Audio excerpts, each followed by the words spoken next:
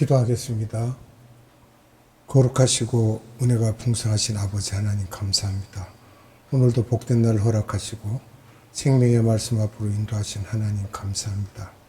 오늘도 이 말씀을 선포할 때 성령님 함께하여 주셔서 성령의 불꽃 같은 그 능력으로 말씀을 선포하게 하시고 말씀을 듣는 모든 심령에 성령님 함께하사 충만하시고 은혜가 넘치는 시간이 되도록 역사하여 주시옵소서. 아버지 하나님께 무한한 감사와 찬양과 영광을 올려드리며 예수님의 이름으로 감사하며 기도드리옵나이다. 아멘. 오늘 이 시간은 요한복음을 이제 시작하는 시간이 되겠습니다. 첫 시간인데요. 공관복음과 요한복음에 대해서 말씀을 나누도록 하겠습니다. 요한복음 20장 30절로 31절의 말씀을 봅니다. 예수께서 제자들 앞에서 이 책에 기록되지 아니한 다른 표적도 많이 행하셨으나 오직 이것을 기록함은 너희로 예수께서 하나님의 아들 그리스도이심을 믿게 하려 하며 또 너희로 믿고 그 이름을 힘입어 생명을 얻게 하려 함이니라. 아멘. 요한복음을 기록한 목적이 있습니다. 요한복음 20장 31절은 요한복음의 주제이며 핵심 구절입니다. 이방인에게 복음이 전파되어야 하기 때문입니다. 마태복음 13장 10절에서 30절도 그렇고요. 신명기 32장 19절로 20절에도 그렇습니다. 요한복음은 사복음서에서 마지막이며 성경 66권 중에서 복음서라고 사용하는 것은 신약의 사복음서 뿐입니다. 복음의 정의는 우리가 어떻게 말해야 됩니까? 굿 뉴스로 헬라어로는 유앙겔리온이며 복된 소식을 말하고 있는 것입니다. 신구약 66권 전체입니다. 복음은 예수님을 말하고 있습니다. 마태복음 1장 21절을 봅니다. 아들을 낳으리니 이름을 예수라 하라. 이는 그가 자기 백성을 그들의 죄에서 구원할 자이심이라 하니라. 아멘. 예수라는 이름 속에 복음이 들어 있습니다. 복음의 협의적 의미로 구약의 선지자들을 통하여 아들에 관한 약속을 하셨는데 그 아들은 다윗의 혈통으로 탄생될 것이고 그분이 십자가에서 대속의 죽음을 할 것이고 또한 부활하실 것을 말하고 있습니다. 로마서 1장 2절로 6절의 말씀을 봅니다. 이 복음은 하나님이 선지자를 통하여 그의 아들에 관하여 성경에 미리 약속하신 것이라. 그의 아들에 관하여 말하면 육신으로는 다윗의 혈통에서 나셨고 성결의 영으로는 죽은 자들 가운데서 부활하사 능력으로 하나님의 아들을 선포되셨으니 곧 우리 주 예수 그리스도시니라. 그로 말미암아 우리가 은혜와 사도의 직분을 받아 그의 이름을 위하여 모든 이방인 중에서 믿어 순종하게 하나니 너희도 그들 중에서 예수 그리스도의 것으로 부르심을 받은 자니라. 아멘. 복음의 광의적 의미로 새 생명을 얻은 자녀들이 창조 목적을 깨닫고 지상 계명과 지상 사명을 다하는 것으로 예수님이 누구이신 줄을 알고 그분에 대하여 전하는 것이라고 바울은 정리하고 있습니다. 하나님의 아들에 관한 말씀을 보겠습니다. 로마서 1장 2절에는 7명의 선지자를 통해 성경에 예언되어 있으며 로마서 1장 3절은 다윗의 혈통을 통해 오실 것을 야곱의 넷째 아들인 유다에게 예언되어 있습니다. 로마서 1장 4절의 말씀은 부활하신 능력으로 하나님의 아들로 선포되셨다고 하시는데 히브리어로 우리우스라고 하는데 이 말은 우리의 주님, 또 히브리어로 아도나이라고 하는데 나의 주인, 히브리어로 야훼 하나님, 즉 계약하시는 하나님이죠. 히브리어로 여호와는 구원하시는 하나님입니다. 그리고 대속의 죽음이란 말은 십자가 사건으로 한 점 흠없고 죄 없이 죽으심과 피 흘리심을 말하고 있고요. 또 부활에 대한 말씀은 기독교의 핵심입니다. 부정하는 자는 크리스찬이 아닙니다. 우리 주 예수 그리스도라는 말씀은 믿고 복음을 전하고 순종하는 것입니다. 우리 주 예수 그리스도는요. 바울의 변정을 우리가 알아보겠습니다. 구약에 이미 예수님의 죽음과 부활을 예언하셨습니다. 또 그리고 고린도전서 15장 3절과 4절에 기록된 내용을 봅니다. 내가 받은 것을 먼저 너희에게 전하였노니 이는 성경대로 그리스도께서 우리 죄를 위하여 죽으시고 장사 지낸 바 되셨다가 성경대로 사흘 만에 다시 살아나사. 아멘. 아브라함에게 이삭을 번제로 드리라고 하셨죠. 창세기 22장 1절로 19절에 기록되어 있죠. 또 다윗에게 생명의 길이 되심과 부활에 대하여서 시편 16편 8절에서 11절에 기록하고 있습니다. 말씀을 보겠습니다. 내가 여호와를 항상 내 앞에 모시며 그가 나의 오른쪽에 계심으로 내가 흔들리지 아니하리로다. 이러므로 나의 마음이 기쁘고 나의 영도 즐거워하며 내 육체도 안전히 살리니 이는 주께서 내 영혼을 수월해 버리지 아니하시며 주의 거룩한 자를 멸망시키지 않으실 것임이니이다. 주께서 생명의 길을 내게 보이시리니 주의 앞에는 충만한 기쁨이 있고 주의 오른쪽에는 영원한 즐거움이 있나이다. 아멘. 요나에게 3일 만에 부활하실 것을 예언한 것이 요나서 1장 17절입니다. 말씀을 봅니다. 여호와께서 이미 큰 물고기를 예비하사 요나를 삼키게 하셨으므로 요나가 밤낮 3일을 물고기 뱃속에 있으니라. 아멘. 예수님도 공생애 중 요나의 표적밖에 없음을 분명하게 증거하시고 말씀하셨습니다. 예수님의 부활의 목격자들은 약 600여 명이 되죠. 고린도전서 15장 5절로 8절의 말씀을 봅니다. 게바에게 보이시고 후에 12 제자에게와 그 후에 500여 형제에게 일시에 보이셨나니 그 중에 지금까지 대다수는 살아있고 어떤 사람은 잠들었으며 그 후에 야고보에게 보이셨으며 그 후에 모든 사도에게와 맨 나중에 만삭되지 못하여 난 자 같은 내게도 보이셨느니라. 아멘.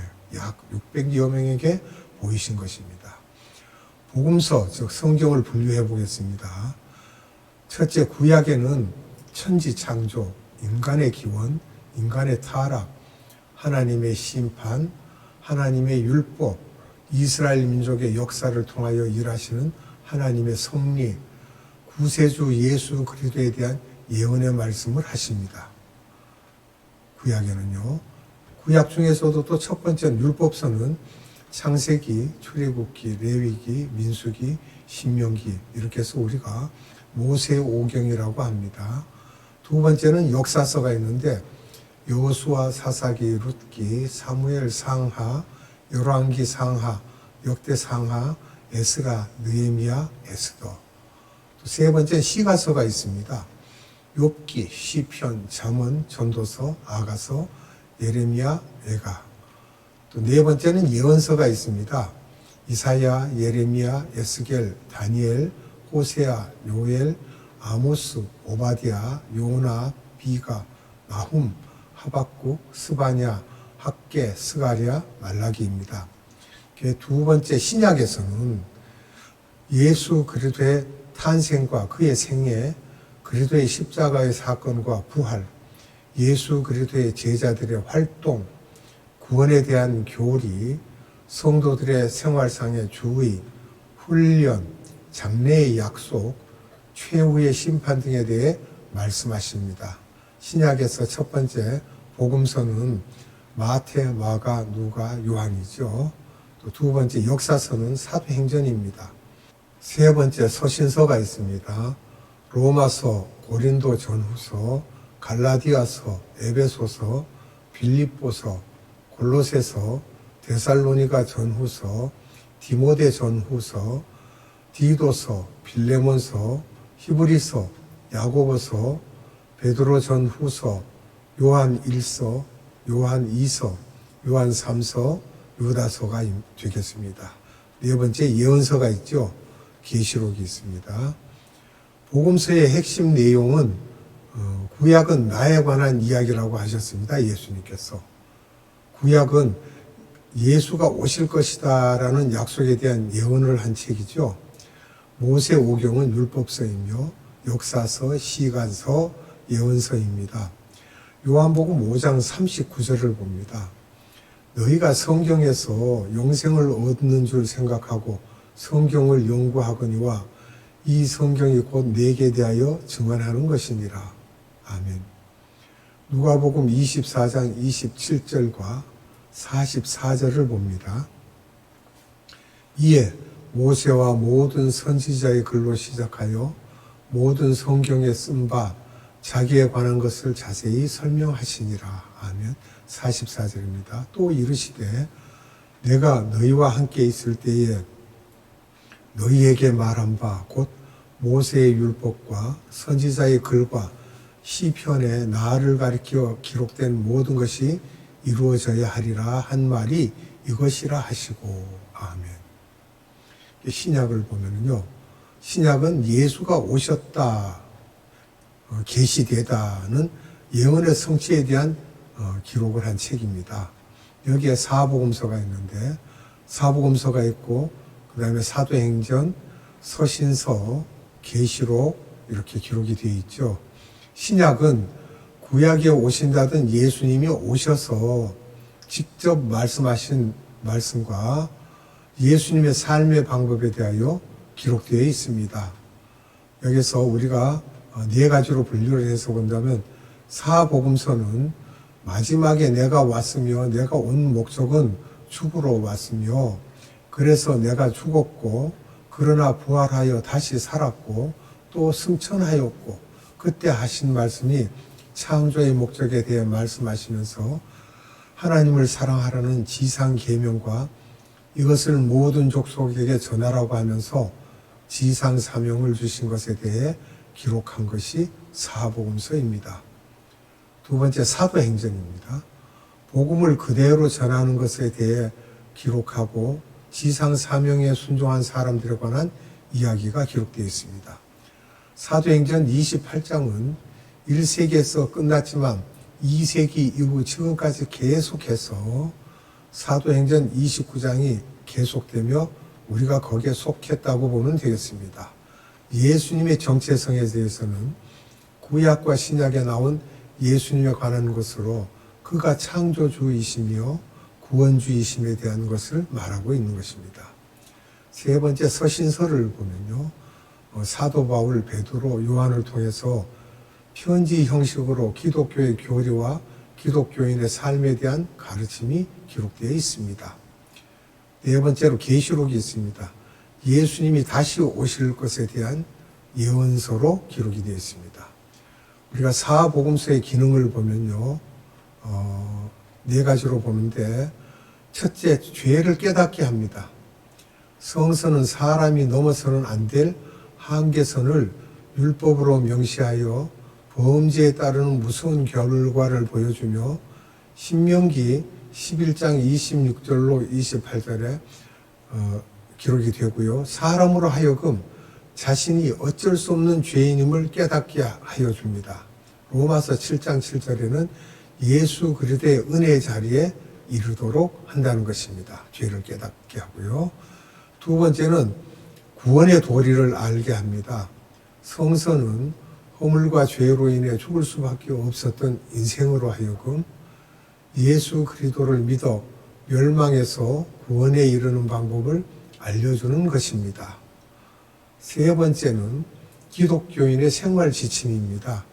성서는 그리스도인들에게 도덕적, 윤리적 규범을 보여주어 그들로 하여금 하나님의 백성답게 살아갈 수 있도록 삶의 지침을 제시해주고 있습니다.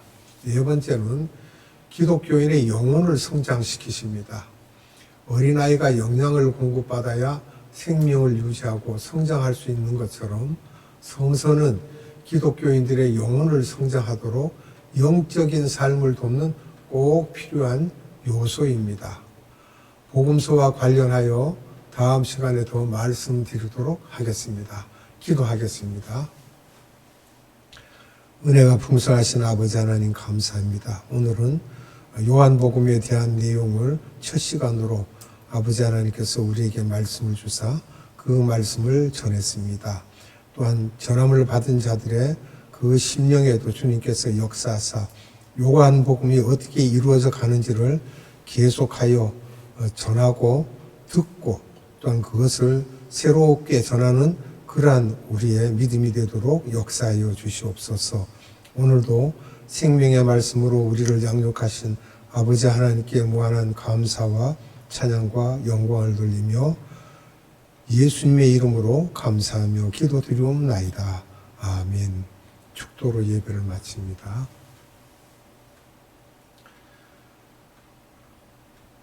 지금은 우리 구주 예수 그리스도의 한량없는 은혜와 하나님의 극진하신 사랑하심과 성령님의 감화, 감동, 교통, 역사하심이 오늘 예배드리는 모든 자들의 머리 위에와 저들의 삶터 위에와 이 나라의 많은 교회들 위에와 이 나라의 많은 선교회들 위에와 에바다 국제 선교회 위에 지금으로부터 영원토록 함께 하시기를 예수님의 이름으로 축원하옵나이다. 아멘.